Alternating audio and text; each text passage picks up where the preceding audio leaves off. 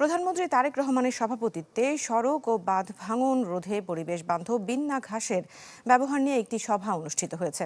সচিবালয়ে মন্ত্রিপরিষদ বিভাগে প্রধানমন্ত্রীর কার্যালয়ে এই বৈঠক অনুষ্ঠিত হয়। বৈঠকে বিন্না ঘাসের ব্যবহার নিয়ে একটি প্রস্তাবনা তুলে ধরেন বাংলাদেশ প্রকৌশল বিশ্ববিদ্যালয়ের পুরকৌশল বিভাগের শিক্ষক ও গবেষক ডক্টর মোহাম্মদ শরীফুল ইসলাম। বৈঠকে বিন্না ঘাসের উপকারিতা এবং দেশের সড়ক ও বাঁধ নির্মাণ প্রকল্পে এই ঘাসের ব্যবহার নিয়ে একমত পোষণ করা হয়।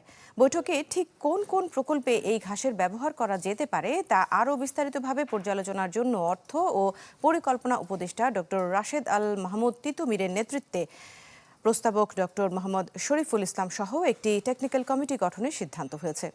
পরিকল্পনা মন্ত্রণালয়ের সঙ্গে সমন্বয় করে এই ঘাসের ব্যবহার বিষয়ে একটি গাইডলাইন তৈরির সিদ্ধান্তও নেওয়া হয়েছে।